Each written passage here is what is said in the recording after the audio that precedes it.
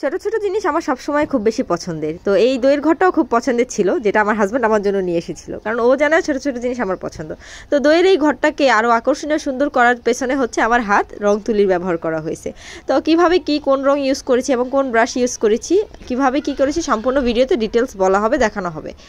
তো আমার ভিডিওটি সম্পূর্ণ দেখবেন, স্কিপ করবে না। তো এখানে দইয়ের ঘট নিয়ে এনেছি ছোট্ট একটা, দেখতে পাচ্ছেন দইয়ের ঘরটা কিন্তু এমনিতে অনেক কিউট, রং তুলি করে আমি আরও বেশি কিউট করে ফেলেছি।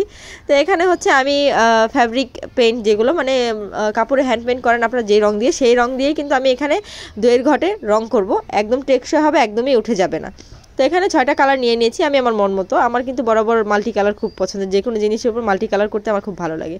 প্রথমে হচ্ছে আমি একটা আমার মেকআপ ব্রাশ নিয়ে, মানে কনসিলার ব্রাশ সেটা দিয়ে হচ্ছে আমি আমার দইয়ের ঘটের যে উপর পাশ সেটাতে আমি রেড কালার করে নিলাম।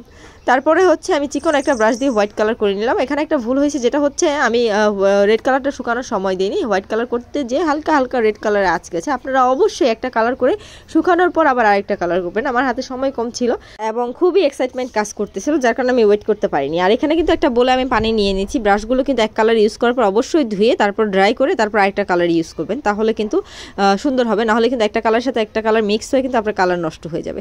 তারপরে হচ্ছে আমি সেকেন্ড লেয়ারে হচ্ছে গ্রিন কালার দিয়ে নিলাম।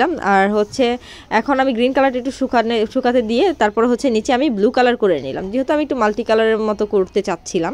এখানে আরেকটা বিষয় হচ্ছে আমার কিন্তু আঙুল কাটা ছিল, ভালো পরিমাণে কাটা ছিল। তো আমি আঙুল দিয়ে ভালো করে ধরে মানে কাজ করাটা আমার জন্য কঠিন হয়ে যাচ্ছিল। তারপরেও থামিকে যতটুকু সুন্দর করা যায়, যেহেতু আমি প্রথমবার করতেছি, আমি একটু সিম্পলের মধ্যে করারই ট্রাই করতেছি। ইনশাল্লাহ সামনে আরও বেশি ভিডিও আসবে গর্জিয়াস ডিজাইনের। আশা করতেছি আপনারা আমার চ্যানেল থেকে দেখলে সাবস্ক্রাইব করে বেল বাটনটা বাজিয়ে রাখবেন এবং পেজ থেকে দেখলে ফলো লাইক দিয়ে রাখবেন। ভিডিওটি ভালো লাগলে তো এই ভিডিওটি অবশ্যই শেয়ার করবেন। আমি কিন্তু হাতের কাজের বিভিন্ন ধরনের ভিডিও দিই, হাতের কাজের প্রতি আমার অনেক বেশি নেশা। তো সব রকমই আমি চেষ্টা করি করার জন্য। তো প্রথম ট্রাইতে হয়তো একটু খারাপ হতে পারে, বাট আস্তে আস্তে কিন্তু সুন্দর হয়ে যাবে। এবং ড্রেস মেকিং আইডিয়াও দিয়ে থাকি, ড্রেস মেকিংয়ের বিভিন্ন ধরনের অল্প দামে কীভাবে সুন্দর সুন্দর ড্রেস বানাতে পারবেন সেই আইডিয়াও কিন্তু আমি দিয়ে থাকি।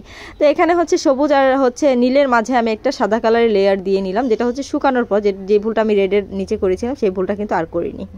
তো এখন হচ্ছে এই তো সিম্পল করতে চাইছি, যেহেতু এই দেখেন এখানে 5টা করে ডট দিয়ে ফুল করে আমি হচ্ছে সবুজের উপরে ইয়েলো কালার দিয়ে করে নিচ্ছি এবং হচ্ছে আমি ব্লু কালার সেটার উপরে হচ্ছে পিঙ্ক কালার দিয়ে করে নিব।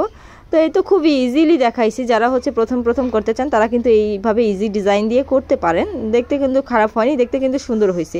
আসলে রং তুলির কাজ এমন একটা জিনিস, আপনি যদি কালার ঠিক মতো চুজ করতে পারেন, আপনি যেমন ডিজাইনই করেন সেটা কিন্তু দেখতে সুন্দর হবে। এবং মন থেকে যদি মনোযোগ দিয়ে একটা কাজ করেন সেটা অবশ্যই সুন্দর হবে। তো এখানে হচ্ছে ব্লুর পাশে আমি হচ্ছে এখানে পিঙ্ক দিয়ে আবার হচ্ছে ডট দিয়ে নিলাম। তো এখানে পিঙ্কের মাঝে আবার হচ্ছে ইয়েলো কালার ডট দিলাম, যাতে একটু আকর্ষণীয় দেখায়। তো ব্লুর মধ্যে পিঙ্ক ইয়েলো কিন্তু খুব মানিয়েছে। তো আমার এই ঘরটা কিন্তু প্রায় ডিজাইন শেষ। এখানে হচ্ছে হোয়াইট যে লেয়ারগুলো সেগুলোতে একটু করে রেড দিয়ে দিচ্ছি, যাতে একটু সুন্দর লাগে দেখতে। এটা কিন্তু শুধু রাখলেও সুন্দর লাগতো, বাট আমি এটা একটু দিলাম যাতে একটু গর্জিয়াস লাগে। তারপর উপরে হচ্ছে রেড কালার ডট দিয়ে দিলাম।